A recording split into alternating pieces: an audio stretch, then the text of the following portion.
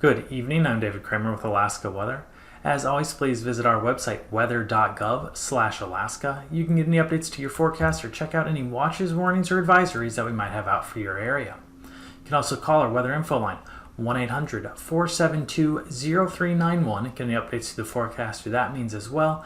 And you can email me at the address at the bottom of the screen, david.kramer@noaa.gov.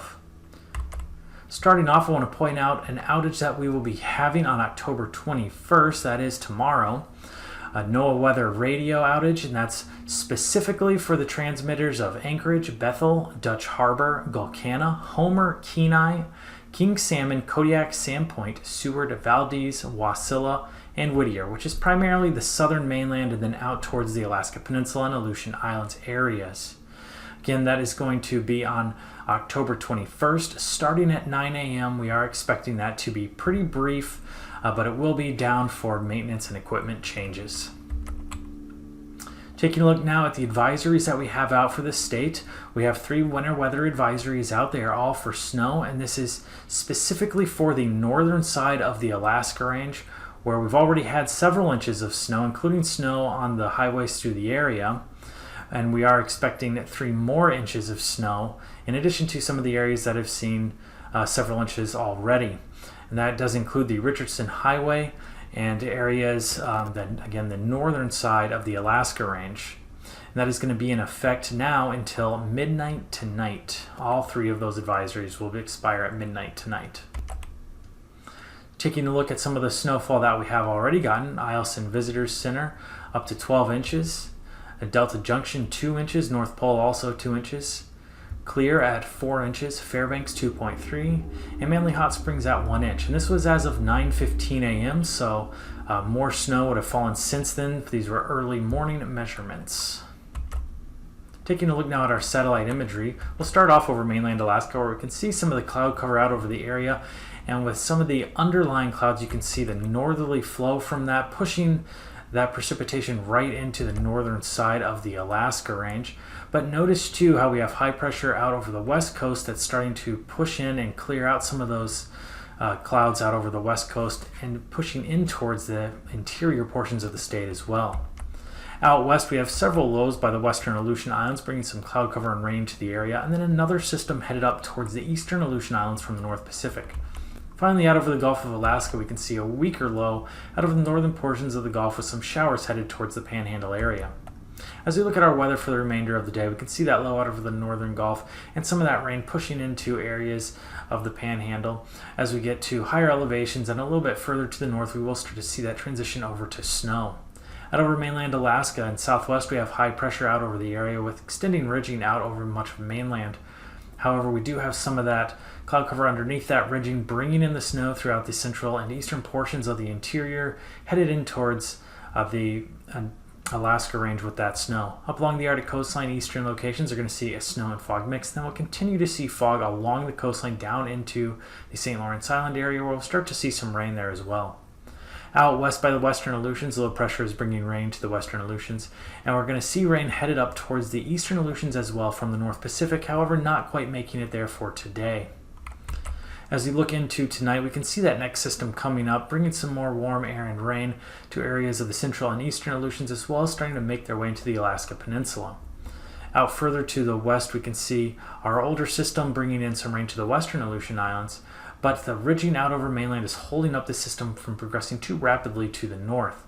That high pressure is now pushed off at the main center a little bit further to the east, helping to clear out the cloud cover tonight, and more so as we move into tomorrow. We'll still see some snow tonight for the Alaska Range in areas just to the north, and then our weaker trough out by the northwestern coastline is going to bring some rain to areas by the water with snow as we get to more interior locations. Some snow also for the eastern portions of the Arctic coastline, and some lingering rain for the southern locations of the Panhandle. As we move into Wednesday, going to continue to see the dominant high pressure out over the eastern portion of the mainland, extending that ridging out over much of the northern portion of the state. Going to see some snow showers underneath that for the Brooks Range, mix of rain and snow around the Kotzebue Sound area, as well as up by UAFTV, and then some fog from UAFTV area down the coastline towards St. Lawrence Island. However, south central and the panhandle areas should be dry on Wednesday, as well as much of southwest Alaska. However, that rain is continuing to push further north from our system headed up from the North Pacific, starting to bring rain now throughout the Alaska Peninsula and Kodiak Island on Wednesday. We're also going to see more rain throughout much of the Bering Sea and Aleutian Islands as that system, the low pressure associated with that system moves towards the central Aleutians. As we move into Thursday, the frontal system with that low is going to push into central portions of the Bering Sea, extending out along the Alaska Peninsula and just to the south of the Gulf of Alaska. This is going to bring more rain to the Alaska Peninsula and Kodiak Island, as well as starting to push that rain boundary into southwest Alaska, especially along the coastline. We'll see some more rain throughout the Bering Sea and Aleutian Islands as the low center remains near the central Aleutians. Out over the mainland, however, we are going to have our high pressure continuing to dominate from the eastern locations, extending the ridging up over northern portions of the state. This will have worked to clear out a lot of the skies out over much of the interior areas of the state, which is going to lead to some lower temperatures, as we'll see a little bit later. Up along the Arctic coastline, that ridging is going to result in more stratus and fog, with some areas of snow from Utqiagvik east. And then finally, down in the Panhandle area, high pressure is still dominant enough to keep rain at bay and stay further to the south. As we look at our lows, starting on Wednesday morning in the Panhandle area, temperatures are going to drop down into the lower 30s for southern locations, and then into the 20s as we get further to the north, with Yakutat dropping all the way down to 21 degrees. For the south central locations near the water, going to stay in the 30s. However, as we get away from the coastal ranges, we're going to drop down into the 20s, with the coldest being Glen Allen at 10 degrees expected low Wednesday morning. In the interior, it's going to be a gradient. More eastern locations are going to be the coldest, getting warmer as we push further off to the west until we get into the 20s for the western interior. Galena staying a little bit cooler there, dropping down to 18 degrees. However, Arctic Village going to go all the way down to 0. And then as we look along the Arctic coastline, temperatures out east going to drop down into the teens, where they'll stay in the upper 20s for the western locations. Down in the Seward Peninsula area, down into the 30s, and then much of southwest Alaska dropping down into the upper 20s, but as we near the coastline, staying closer to 30 degrees. Down in the Alaska Peninsula, dropping down into the upper 30s for the most part, and then the low 40s for the Aleutian Islands and the Pribilofs. As we look into Wednesday afternoon, temperatures getting up into the mid to upper 40s for the Aleutian Islands and Alaska Peninsula, into the lower 40s for the Bristol Bay area, into the upper 30s for much of the rest of southwest Alaska, but once again getting cooler as we push off further to the east throughout the mainland, in the 20s for much of the interior, and then in the teens as we get to the eastern locations. For the Seward Peninsula area, getting up into the upper 30s, and in the mid-30s for the western portions of the Arctic coastline, mid-20s for the eastern locations. Down in south central, southern locations are going to get up into the 40s and into the 30s for much of the more interior locations. Once again, Glen Allen is going to be a little bit cooler, only getting up to 26 degrees. Getting up into the 40s throughout much of the Panhandle, however, just near 40 in those more northern locations. As we go into Thursday morning, once we've had that cloud cover cleared out, we are going to see temperatures a little bit cooler, especially out over the mainland. But we'll start off in southeast Alaska, where temperatures are going to drop down into the mid to upper 20s. Once again, cooler further to the north. In the 20s for much of south central Alaska, again colder in the more interior locations, Copper River Basin down into the single digits. For the interior, we're going to see many of the locations in central and eastern portions dropping down below 0. However, as we move further to the west, temperatures are going to stay warmer in the teens for the western interior, down in southwest Alaska into the 20s, near the water of southwest Alaska into the lower to mid 30s, as well as for the Seward Peninsula area. Up along the Arctic coastline, under the effects of that stratus, we are going to stay a little bit warmer than the interior, dropping down into the mid-20s for the eastern locations, near 30 for the western locations. The Aleutian Islands are going to drop down into the lower to mid-40s, as well as the Alaska Peninsula and Pribilof Islands. As you move into Thursday afternoon, going to get up into the mid to upper 40s for the Aleutian Islands, getting up to the upper 40s for the Alaska Peninsula, lower 40s for much of southwest Alaska, dropping down as we push more into the interior, into the 20s for the western and central interior, teens again for the eastern locations of the interior, mid-30s for the Seward Peninsula area, lower 30s for the Arctic coastline. South central Alaska is going to drop down into the 30s interior locations and 40s along the coastline. Again, Copper River Basin down into the 20s, and then into the 30s for the northern locations of the Panhandle, and then into the 40s for the southern locations of the Panhandle. And now, Aviation weather around Alaska. For aviation, we'll start off with a look at our flying weather on Wednesday morning. Out over the Bering Sea, primarily in VFR conditions for central and eastern locations, but as we get further to the west, expecting more IFR conditions. For the west coast of the state, southern area is going to see MVFR conditions, but starting to get IFR conditions as we get closer towards the Kotzebue Sound area, and then those MVFR and IFR conditions extending out to the east, out over the interior portions of the state. Along the Arctic coastline, expecting MVFR conditions, and then down in south central Alaska and the majority of the Panhandle, we are expecting VFR conditions with some MVFR in the very southern portions of the Panhandle. As we move into Wednesday afternoon, all VFR for the Panhandle and south central Alaska, primarily VFR through much of the interior. Some of the western and northern locations should see some MVFR. IFR conditions for the Kotzebue Sound area and up along the coastline to include some of the Arctic coastline, and MVFR for much of the rest of the North Slope. Down in southwest Alaska, primarily VFR conditions, and the northern portions of the Bering Sea going to be MVFR with IFR conditions for southern portions and the Aleutian Islands. Moving into Thursday morning, we are going to see more IFR conditions throughout the Bering Sea and Aleutian Islands, extending out over the Alaska Peninsula area and starting to make the way towards the Bristol Bay and Kodiak Island areas with those MVFR conditions. VFR conditions for much of the rest of the southern mainland, but starting to get more MVFR and IFR as we get further to the north, especially along the northwestern coastline. Down in the Panhandle, continuing to see VFR conditions. Thursday afternoon, more VFR for the Panhandle area. Much of South Central also going to be VFR. However, some of those MVFR conditions sneaking into the southern portions of Kenai Peninsula. Interior portions of the state also expected to be VFR, and then starting to get some more MVFR and IFR along the Arctic coastline. Down in southwestern portions of the state, we are going to see some of the MVFR conditions moving in from the southwest out over the Bering Sea as the front starts to move into the area, and then IFR conditions out for much of the central and western locations of the Bering Sea and Aleutian Islands. For our passes starting up north at Anaktuvuk, VFR conditions are expected, as well as at Adigan Pass. Down in the Alaska Range, Lake Clark should be VFR throughout the day on Wednesday. However, Merrill will start off marginal and then improve to VFR in the afternoon. Rainy will also start off marginal conditions, improving to VFR in the afternoon. Windy also going to be in VFR, moving to VFR, as well as at Isabel Pass. Mentasta, however, should be VFR throughout the day on Wednesday, as well as Tanita Pass and down at Portage Pass. Over in southeast, Chilkoot and White should both be VFR throughout the day on Wednesday. For our freezing levels, we have our surface freezing line moving down the west coast of the state through the Bristol Bay area and then along the North Gulf Coast out through southeast. Some warmer air off to the northeastern or northwestern portions of the state with freezing levels up to as high as 4,000 feet. Some other area of warm air by the eastern Aleutian Islands just to the southeast of the area up to as high as 10,000 feet for those freezing levels. For our icing, with our system out west, we are going to see some icing between 3,000 and 8,000 feet for the Aleutian Islands and into the southern and central portions of the Bering Sea. Up along the Arctic coastline with some of the stratus up there, we do expect some icing below 2,000 feet. For our jet stream, strongest portion of the jet moving through the Gulf of Alaska out of a northwesterly direction, getting up to as high as 150 knots to the south of the Panhandle.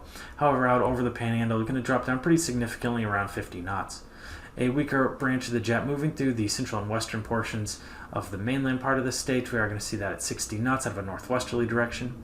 Southwesterly winds 80 knots out over the Alaska Peninsula, and then southerly winds by the western Aleutians around 70 knots.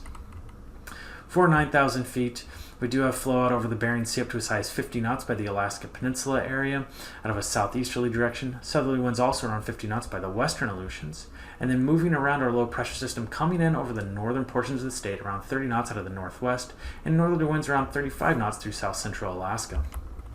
As we move down to 3,000 feet, we're going to see pretty similar to what we saw at 9,000 feet, a little bit stronger, however, by the Aleutian Islands, 65 knots out of a southeasterly direction by the eastern Aleutians, and 65 knots also by the western Aleutians out of a southeasterly direction, dropping down to 35 to 40 knots over much of the rest of the Bering, including the Pribilof Islands. Then along the Arctic coastline, moving around our high pressure, we are going to see more of a westerly flow, 30 to 35 knots out over the Arctic coastline. In the interior, pretty light winds, but picking up again through some of the channeled areas of south central Alaska up to as high as 30 knots out of a northeasterly direction. And then down in the Panhandle area, we are going to see winds up to as high as 45 knots out of a more northerly to northeasterly direction. For our turbulence, we are going to see turbulence all throughout the Aleutian Islands, Alaska Peninsula, and around Bristol Bay area. In that area by Bristol Bay and Kodiak Island, below 5,000 feet is expected, and then below 3,000 feet by the western Aleutians.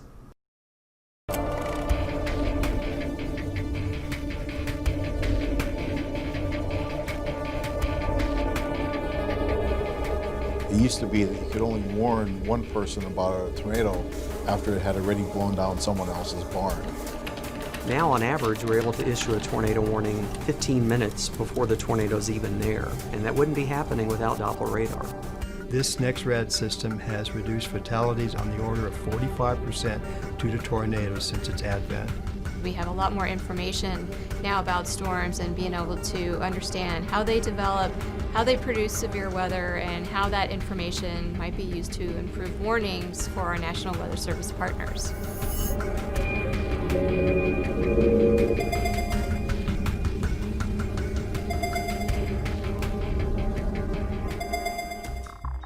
The lab is unique in that we serve the nation by supporting the National Weather Service in its mission to protect lives and safe property by improving the accuracy and the lead time of severe weather warnings.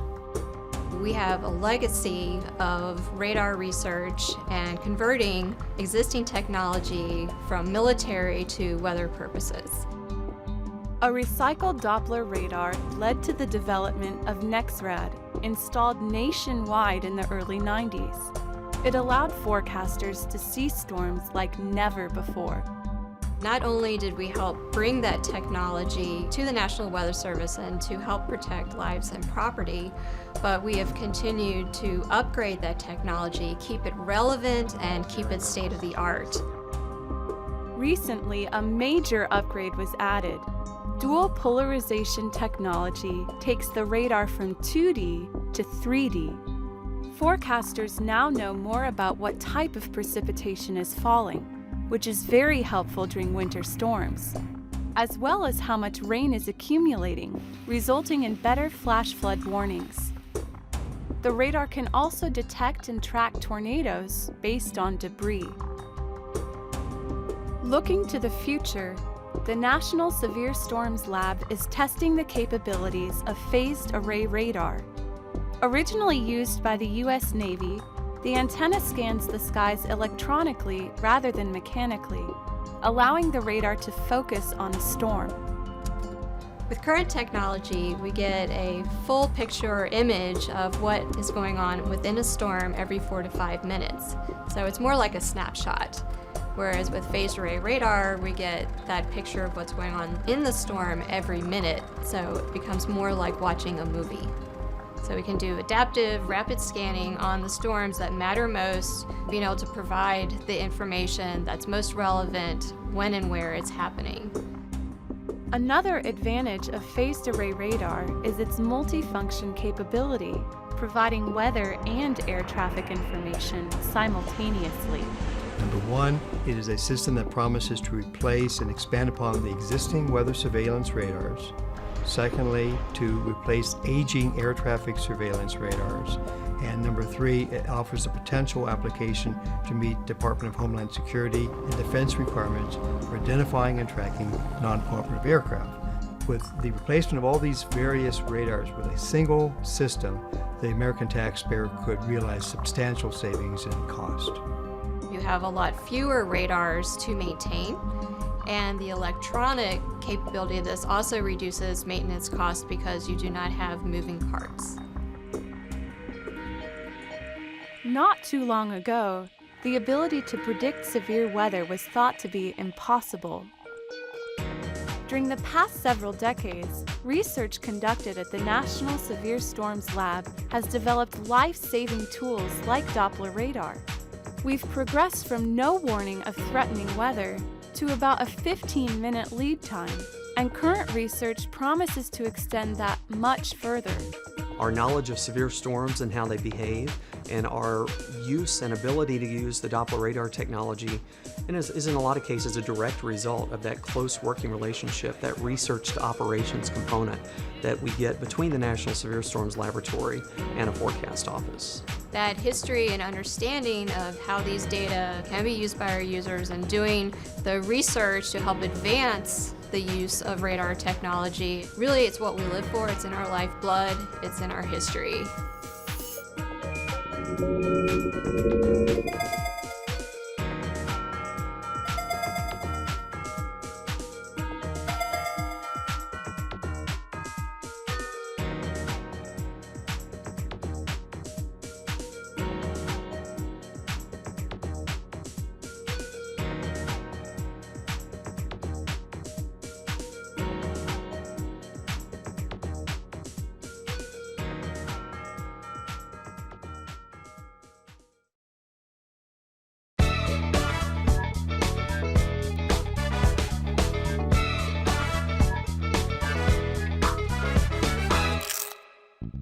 It's now easier than ever to be a part of weather research. We just launched the MPing app for both iPhone and Android users, and it's totally free. PING, which stands for Precipitation Identification Near the Ground, is a research project by the NOAA National Severe Storms Lab and the University of Oklahoma. With the mobile app, you can send us your weather observations on the go. Are snowflakes falling on your head? Is hail hitting your car? Just select what type of precipitation is falling and press submit. It's that easy. It takes about 5 seconds and it's anonymous. Reports can then be viewed online. Our scientists will compare your report with what the radar has detected. This helps us develop new radar technologies and techniques. Download the app today, share your reports, and let's work together to make our nation weather ready. Learn more here and follow us.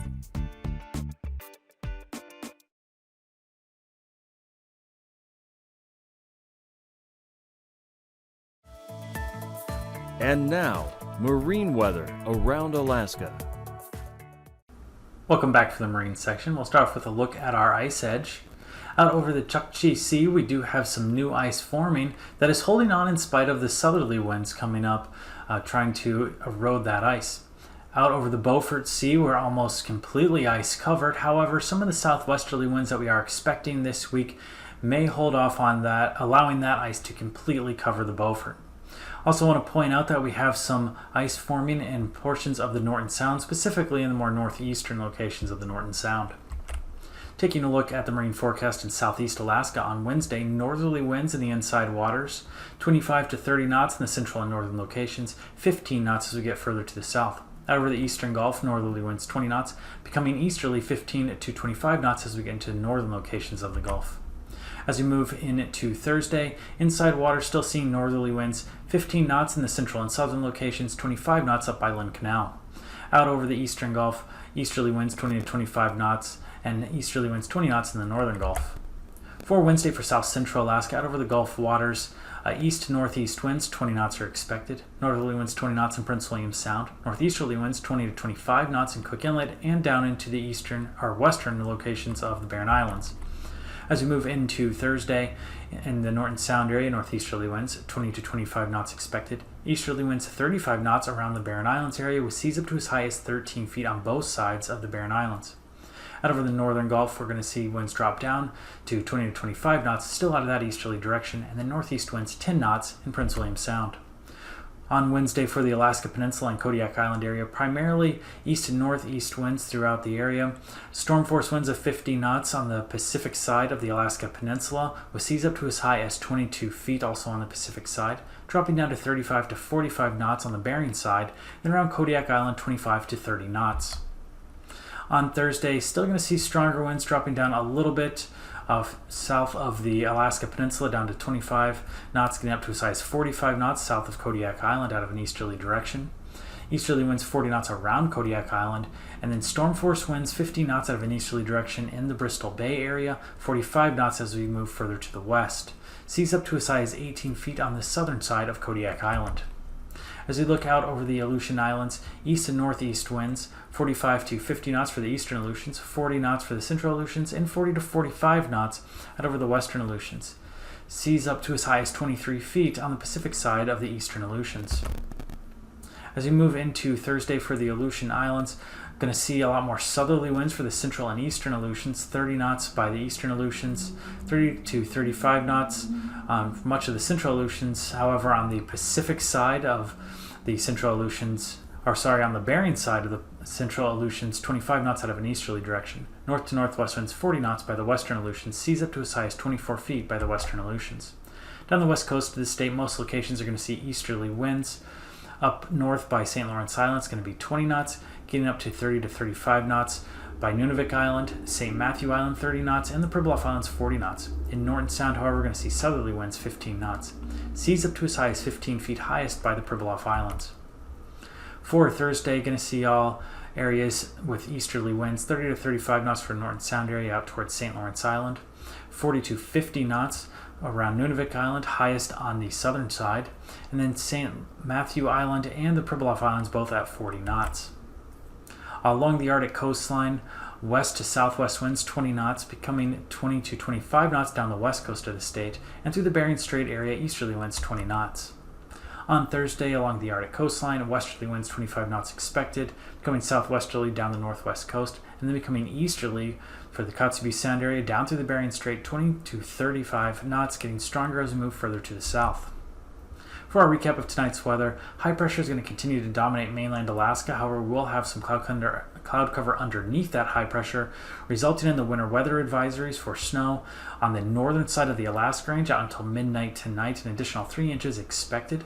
We're going to have a mix of rain and snow along the northwest coastline of the state, and then a new system coming up from the south starting to bring rain to the central and eastern Aleutian Islands, and an older system by the western Aleutian Islands bringing rain to that area, with some lingering rain showers over the southern portions of the Panhandle.